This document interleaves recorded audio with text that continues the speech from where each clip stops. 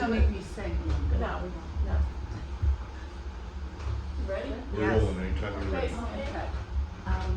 This is Sandy Hartnett and Kathy Lundeen from the Buzz Killers, Pepperell, Massachusetts. We're here today with Lauren Trahan in Lowell, Massachusetts. She is the U.S. Congresswoman to the House of Representatives in Washington, D.C., representing the 3rd Middlesex District, right? Third, yes. Yes. Yeah, 3rd Congressional. And could you tell us the towns? You bet. So it's Haverhill, Methuen, Lawrence, Lowell. It goes all the way south to Marlborough, Hudson, all the way west to Gardner, Fitchburg, Ashburnham, and then there's, Pepperell, Ashby, Ayer, Groton, but also Concord, Acton, Bonsborough, Harvard.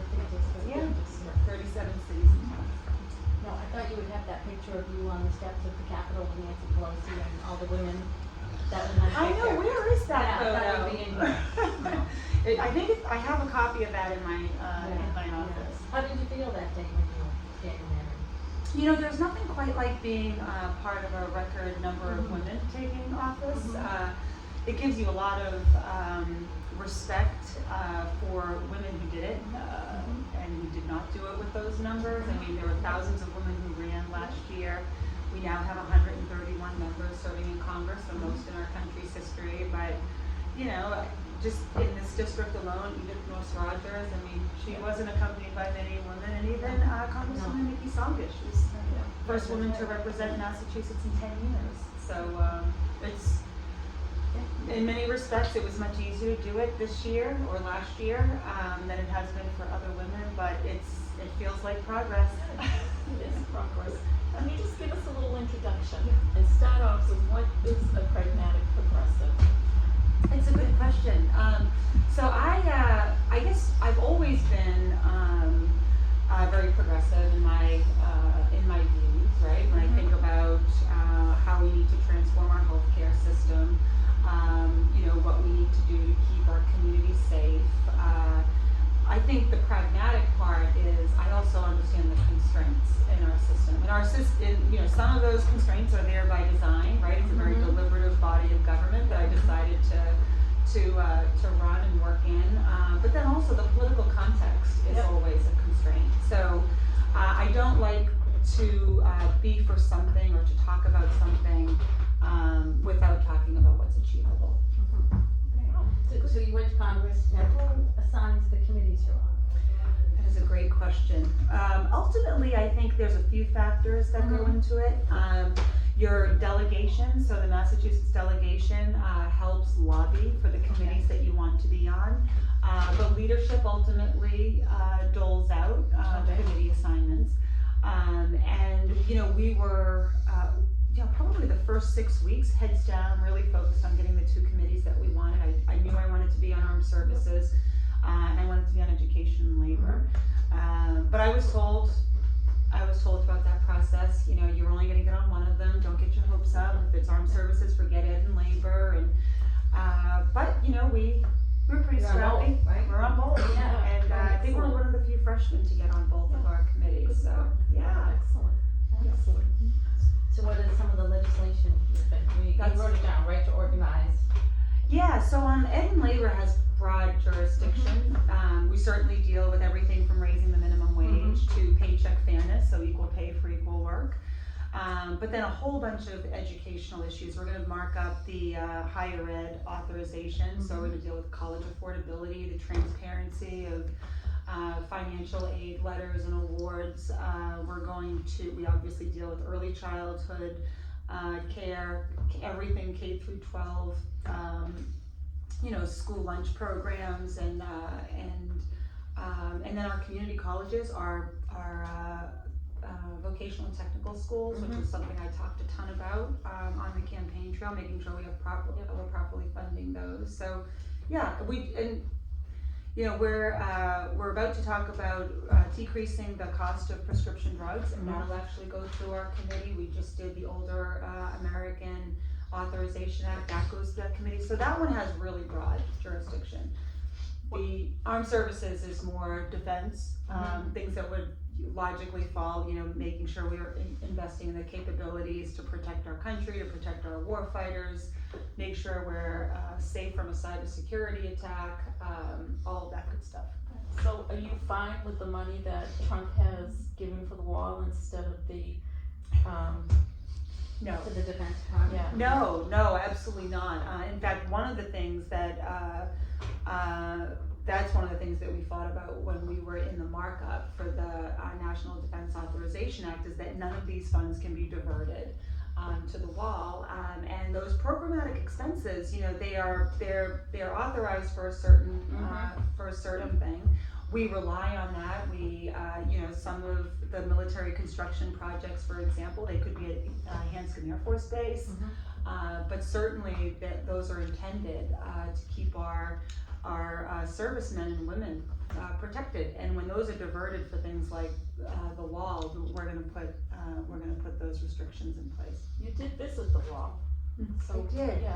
I didn't actually visit the wall, so I visited. I went down to El Paso to visit some of the Custom Border Patrol stations where we were detaining families, and I had to go down and see it for myself. Of course, you read a lot about it. You see images on TV.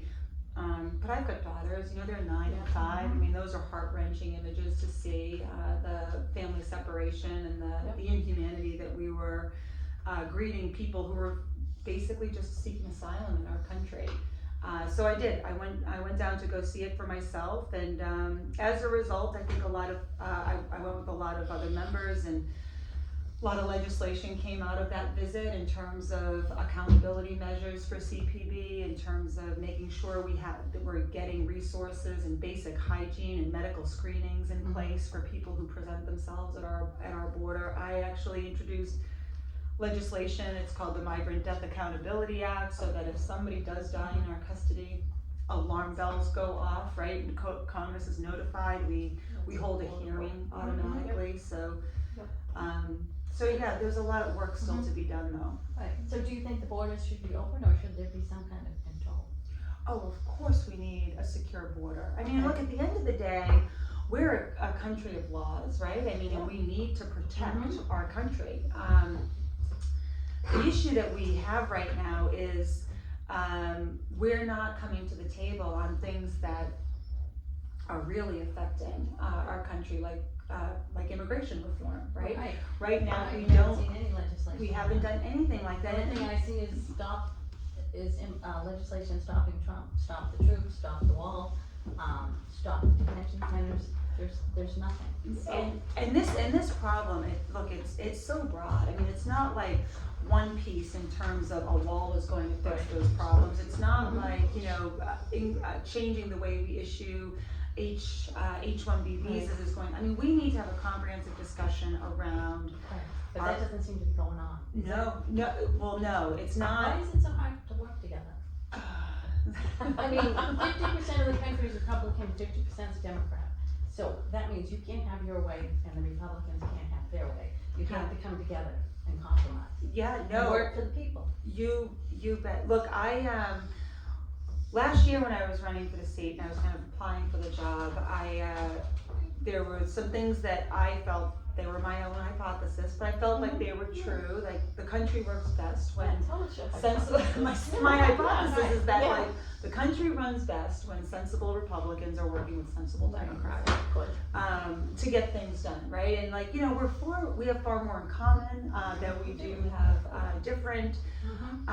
But I didn't even know if that was going to be possible, right? You go down there and it's not like a relationship building venue, right? It's not like you get down there and you're automatically sitting in rooms with your Republican counterparts and it's like, get to know you, what's your district like, this is what mine, I mean, it's not like that at all.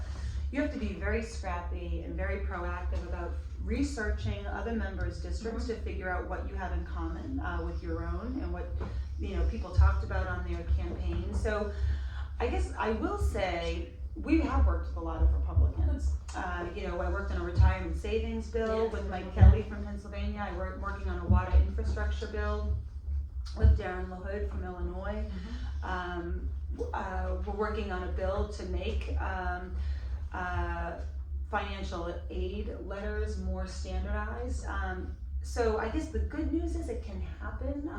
You know, I think it does happen. You don't read about it in the newspapers. You don't hear see it on it TV, on the news. on Nope. TV, and there's, but it is a word that, you know, I would like to get out. I think it's possible. I think if we do it on these small things, we can build the muscle and do it on much bigger things. But, you know, right now, unfortunately, when it comes to immigration, there's not, like party-wide, momentum to come to the table and figure No, out it's not. this No. problem. No. But it is, look, it's, I know how, you know, it's, how doable it is, and I grew up in Lowell, right? I mean, it's like a melting pot. It is. I've seen Is it because it's generations. an election, you're pretty close to an election, yeah. You know, it gets tougher as Yeah. the election progresses, right? I mean, you've got the presidential election and the debates and the issues that are being talked about in the presidential. I think that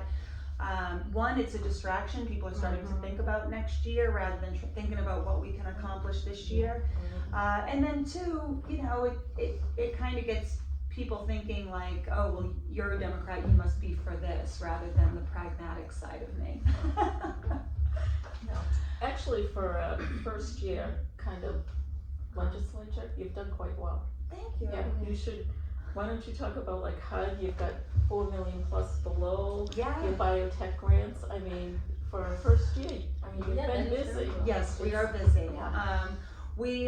There's a lot of things that I knew the power of this office in terms of, you know, working, supporting, whether it's fire departments and helping them get, you know, fire trucks and, Yep, you've done and equipment, or funding, right? I mean, there's so many, like, whether it's the community, block grants, whether it's the, community service grants, I mean, there's so many things that the federal government provides that helps, service organizations in all parts of this district, and that was part of what was helpful was being a former staffer. You know, I worked in a congressional office for a lot of years, so I understood, you know, where we could really pull on levers and be helpful.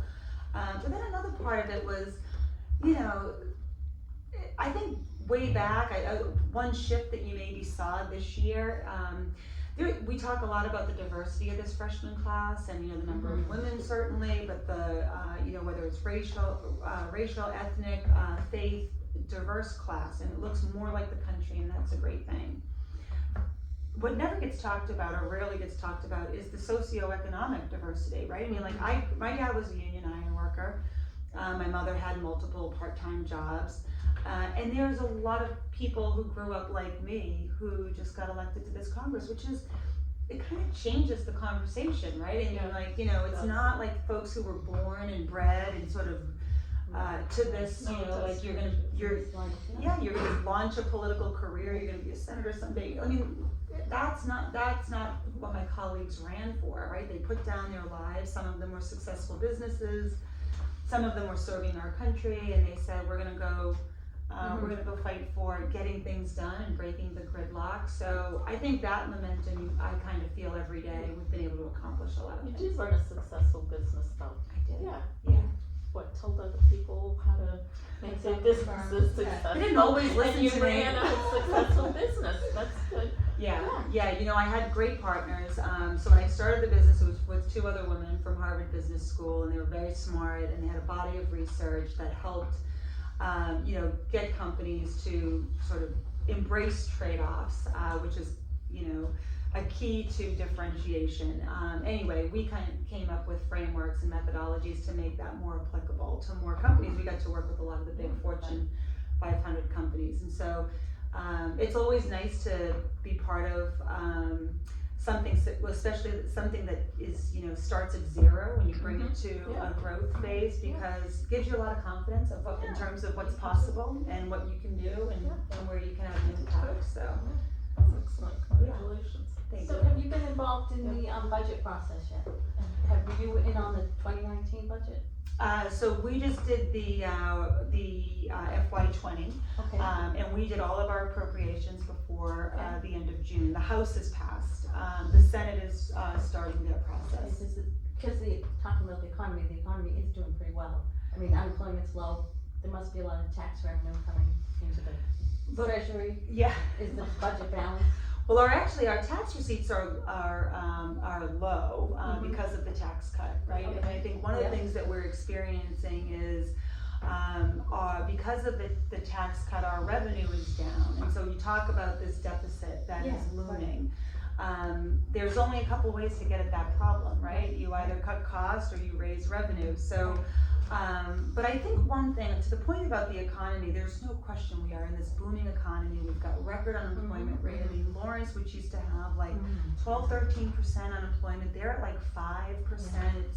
It's great, but there are still too many families who aren't feeling it because the high cost of living has dramatically outpaced wages. And it doesn't matter if I'm in Lowell or Haverhill or Pepperell or Air or Westford. I mean, everyone is feeling the pinch of high premiums, high deductibles, high prescription drug costs. The college affordability is out of reach for too many people. And so that is what we really need to be focused on. And what is Congress doing for the high cost of college or the high cost of healthcare? Yeah, so healthcare, I think the first thing that we're gonna do when we go back to Washington next week is work on prescription drugs, and making that pricing model more transparent, giving Medicare the opportunity to negotiate lower healthcare prices, but also bringing generics, making those more available, because whether it's a surprise, an unpredictable increase in a prescription drug, or we've all heard the stories of insulin and EpiPens, that has to end. So that is something it's called HR 3, and I think you're going to hear a lot about it in the coming weeks as it goes through the committee process. So you did talk about companies, not treating employees fairly. When we talk about healthcare, I actually think insurance companies don't treat their people that they're supposed to cover fairly. And I'm not quite sure that prescription drugs is actually the problem. Yeah. I actually think you should focus on co-pays and have insurance companies not be the only one that benefit from people having health care. Because this is how it goes in the real world. I have health care, I pay big deductibles, big premium, I get sick, I haven't lived up to my premiums at the end of the year, then I have to start over again. The only one making money, that has health care, is the insurance companies. So when you go back to Washington, instead of prescription drugs, I really think you have to look at how insurance companies deliver health care. So you're 100% right. I mean, and I'm angry because I have had a grandchild who has needed a lot of care, and my kids who work and have health care actually don't have health care. What they have are big bills. Yeah. So that's what you really need to focus on, not the drugs. There's no question, everything that you said is absolutely true.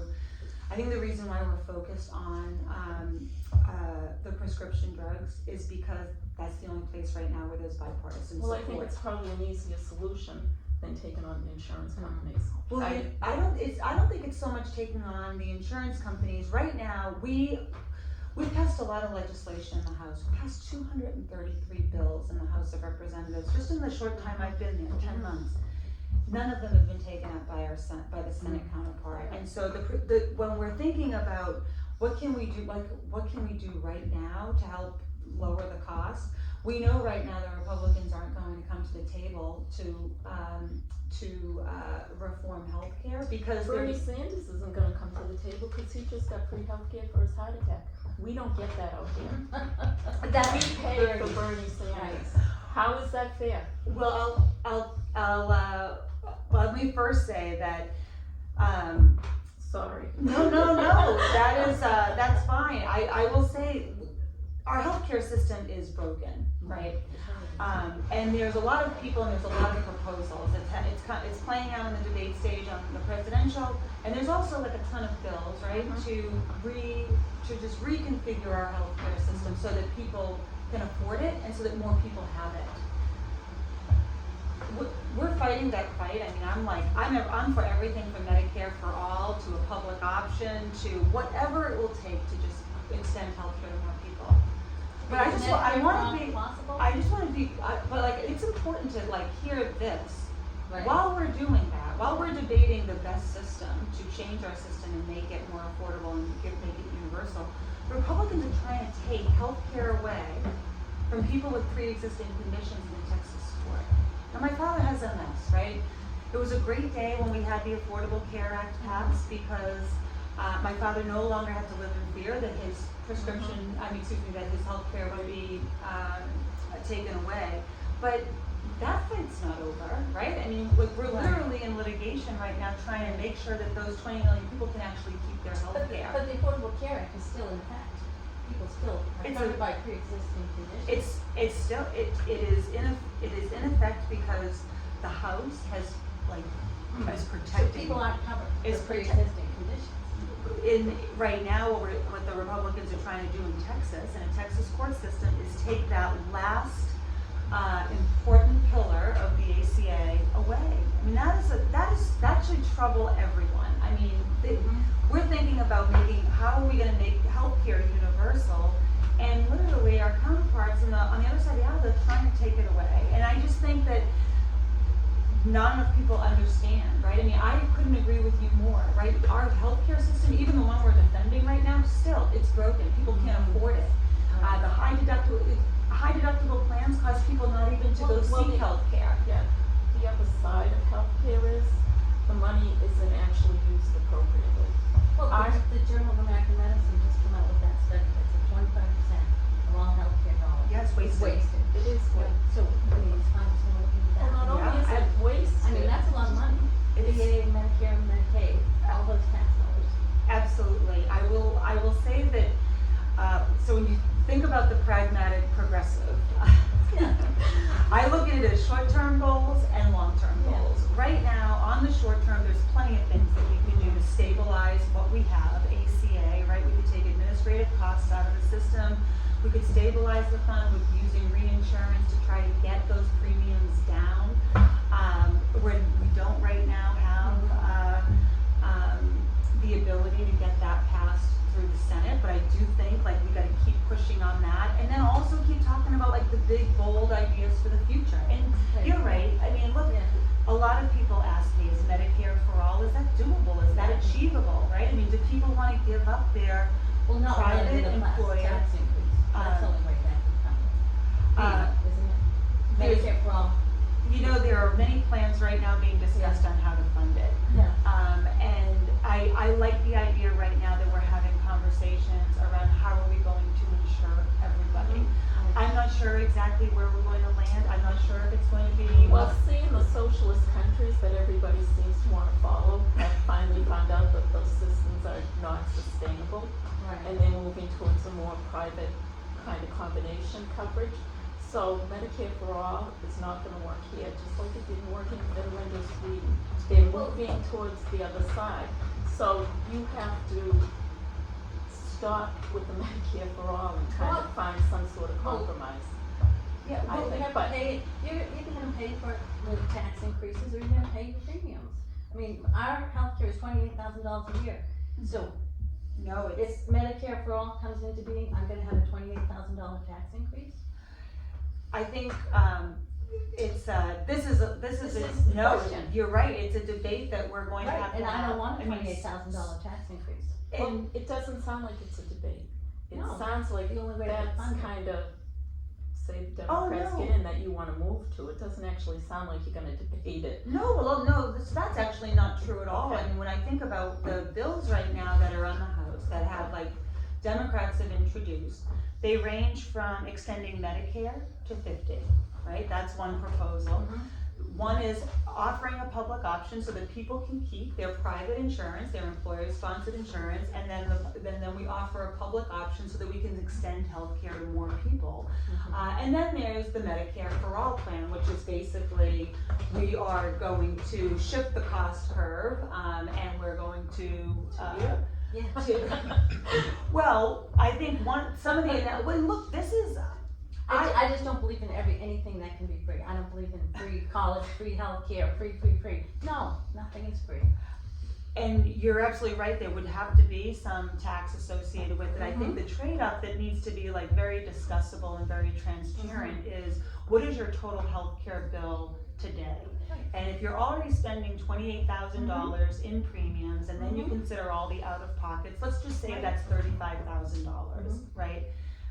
what is the tax increase that you could bear for not having to pay $35,000, right? Okay. And then when you talk about, so no, and I'm just, look, reasonable I people like can my private disagree on healthcare, this, but I right? like my private healthcare, I don't want a tax increase.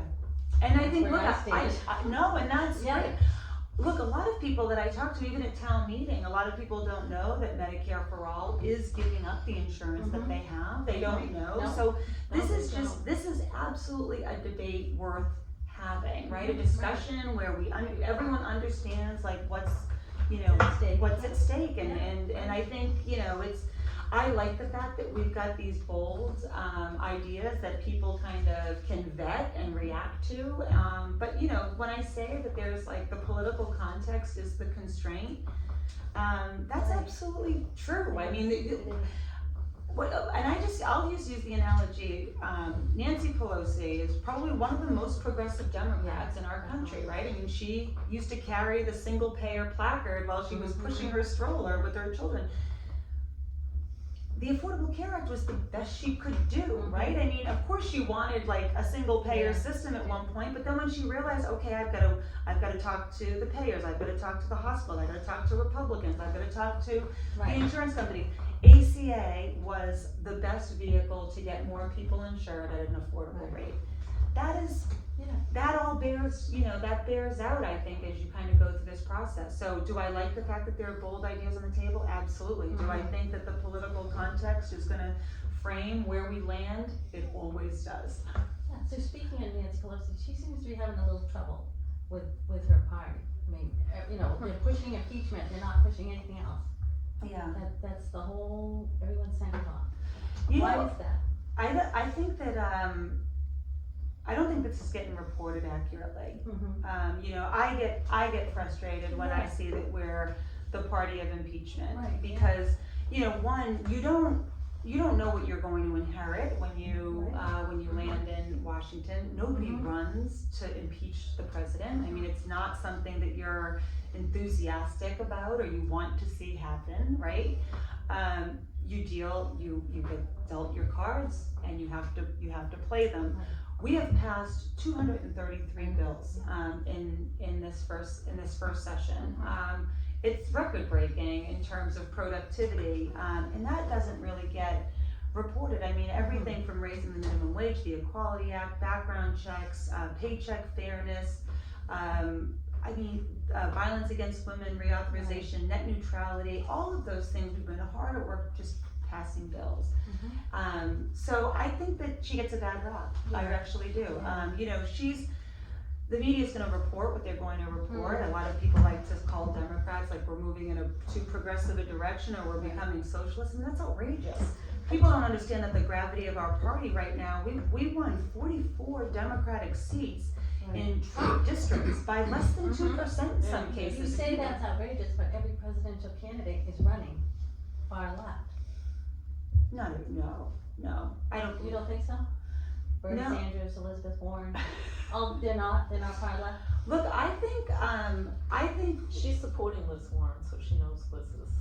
yeah, I did Yeah. endorse Yeah. Elizabeth Warren. Yeah. Look, I think when I think about the things I'm focused on, right? I think of like working class, middle class family. I think what right now is confronting our country in terms of the income inequality gap and how we close that. Do you know what average citizens think though? I don't think there is an income inequality No. gap. Well, how can I you think- close income inequality? It's a free market democratic country. Who is How it? can you make everybody equal? Well, right now, I think what's really burying families like the one. So my dad was an iron worker, right? He was a union iron worker. He worked as much overtime as he possibly could in good times. He got laid off a ton, or had to go to Maine or Long Island or some other place to work when there wasn't work. And my mom, she had multiple part-time jobs while raising my three sisters and me. I mean, we lived on that like margin, but the cost right now, if I had to think of like the cost structure for a family today, that would sink a family like of mine, Because right? of healthcare costs, college costs. Yeah, absolutely. And those two are are big costs. For Yeah. middle class. But even wages, like they have been stagnant for, I mean, like since the 70s, they have not risen, right? And No. so I think that there are actually a lot of levers at our disposal. I think of,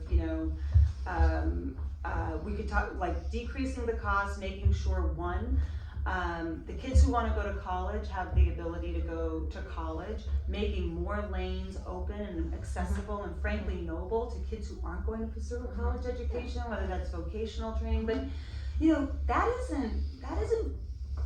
that doesn't happen today, right? I mean, there's a 3,200 person wait list in the state of Massachusetts to get into one of these schools. We're not funding our community colleges at a rate that keeps the state, competitive. And so there are good paying jobs, and it's our job to figure out how do we get, kids the skills that they need to get into those jobs. And for some, it's college.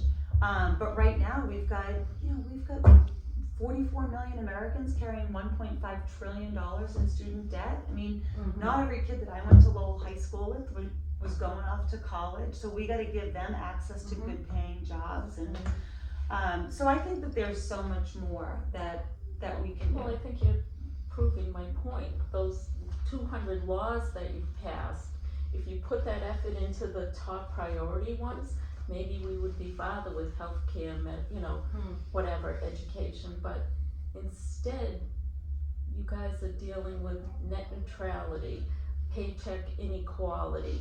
To me, those are the little ones. You need to start focusing on the big ones. And until you do, we are just going to stay stagnant with a big deficit and tax and rates healthcare and bad costs and health healthcare costs. and everything. You can fix net neutrality. That to me is like, you've got to think of the bigger things. Look, you sound like so many of the women that I have. And you is a general thing. Look, I think net neutrality it's a no-brainer. Right. We know we have Yeah. bipartisan Right. support for that. I mean, look, the way you just framed it is exactly right. It's one of those issues that should just be passed, except for, we passed it, the House passed it, and No, it's, the Senate is not doing anything. they're not doing anything. I know. I mean, it's hard when you're passing bills, right? You want to have even negotiating. So what is a solution that you would bring up onto the Senate? Well, we're not going to do it. It's hard to get to the table and say, okay, well, how about the big problems? What about immigration reform? What about healthcare costs? What about cleaning up our government? What about making sure that our So my other question would be is why aren't those being dealt with? Somehow does it benefit government not to deal with them? What is the reasoning that you're not, other than you can't come together, but you can come together for net neutrality? Right. What is the reason they're not Is coming it- together with the is big it- problems? Does right. it benefit our government somehow? Is it the lobbyists, the big The money? lobbyists, money, there's some reason. Is it Well- Citizens United? I'd like to hear yours. yes. Should that be overturned?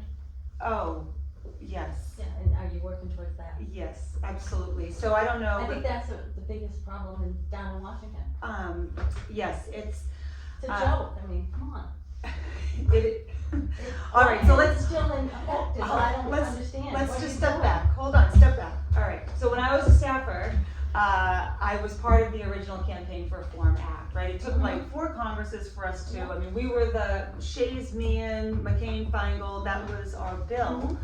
It got overturned in the Supreme Court with then Citizens United. Yeah. There is no question that the number one biggest problem confronting our politics is the money that has infiltrated it, and it's corroded it, And right? people have no power. So I want to be clear. One, it's the reason why I don't take corporate PAC money. Okay. 2, the first thing that we did in the House was we passed this bill, HR 1, which is kind of gets at the heart, not just of getting the corrosive influence of money out of our politics, but also, to increase voter turnout, make it easier for people to vote, get rid of, elected officials drawing these lines for our congressional districts and put that in the hands of independent commissions. I mean, it was a big package. whether we're talking about pharmaceutical companies, the NRA, fossil fuels, I mean, you Yeah. feel the effects Well, yeah. all the time Mhm. of these big, powerful, moneyed interests in our politics. I will Well, say. that's why you can't get anything to the Senate, that hasn't a part of it. Mitch Yeah, McConnell it's for and- certain things, right? I mean, it's for, so if I think about why we haven't had a background check or tables, Mhm, any sort of table stakes gun legislation, it's absolutely because of the NRA. You know, why we can't do more on healthcare is because of the insurance lobby and the pharmaceutical lobby. You know, that's, underpinning all of the Right. frustration around why we're not marching down and getting more stuff done. It's because of So I think I read 38 states have tried, Yeah. doing the constitutional Constitutional amendment, and convention, you need how yes. many, or you need 38 states, No, hold on, what somebody is has that done it. number? or the Supreme Court has to overturn it. Yes, so I There's think only you two need, ways. you need 38, and do we have 23? I don't know what the numbers are I think I had it exactly. written down somewhere, yep. Yeah, so there are a couple of ways to get at, Two ways, and Citizen United. One, and there's a lot of debate on should we be restructuring the Supreme Court? Should there be term limits for Supreme Court justices? You know, do we, No. another way is do we have a constitutional, convention? That Another, seems like the only way, cause the court is not gonna overturn it, the court now. no, a lot of them feel daunting right now. But I think it's something where we have to continue. I would like to just see a commitment by both parties, just to have transparency and disclosure. So, you know, right now, the money is not banned, but it's also not disclosed, right? It's, no one can see when an ad goes, whether it's online or who's paying for it. I mean, that helps a lot. It's given us the I think- time, I we're think- getting the red light. It would help campaign finance reform to get rid of Citizens United. Oh, Can you say that? absolutely, absolutely. I mean, look, what you wanna do is you want like our campaigns to be powered by Right. people, right? I mean, one of the things I talked about even last year on my campaign was almost 60% of the contributions that I raised, or the support I raised, it came from people who lived in the district, not from corporations and from people who actually lived here. Oh, it seems pretty easy. If you say no, the lobbyists are eventually gonna go away. No, no, no, no, no, thank you. Yeah. I mean, if you don't say no, they're gonna keep coming. So, to me, it just seems like, you know, if you were really committed, not just you, but all those people down in Washington, lobbyists comes to the door, they say, no thanks. Eventually they go away. But it's too easy. It's just, you know, money. Money talks. So until Well, I will- until as a group you say no, whether you pass a law or whatever, it's just gonna happen. Yeah. So even talking about it to me is like, I don't know, it's a waste of time, cause no one's Well, saying there are no. states trying to. Well, they trying are, to do something. but Yeah. it takes a group to just say no. But I'm pretty basic. Well, there has been movement. I mean, I think in like, I'm gonna say in 2016, there were only 8 members of Congress who didn't take corporate PAC money, for example. That number, I think, has tripled. So, you know, we're getting there. That's good. But, you know, we need more people. And look, this isn't just, you know, our democracy, it's all of our democracy, Well, right? yes, Like, yes. we need the electorate to hold Yeah. people accountable on them. Yeah. We need folks to say, like, you know, who are you working for? Are you working for me, this family in Pepperell or Air? Or are you working for, you know, lobbied, special interests? I do agree, it does take citizens, and sometimes Right. there is an element of apathy or a feeling of powerlessness, so some of the blame is with the citizens. I'm not blaming, I know, Responsibility, I say know what, responsibility. I know why people tune out. Yeah. I completely get it. It's a hard thing, to sort of, you know, keep up with and watch, especially when it's so divisive. But, you know, our democracy is kind of built on the pillars that we need people engaged and. So that's why we're here, engaging you and engaging you, and now we have to cut it, cause you're Alright. saying cut. Thank you. Thank you Thank you. so much. I Thank you. appreciate this. No, Thank you. thank you. Thanks so much. It was good. Sorry, we got a little stiff, but.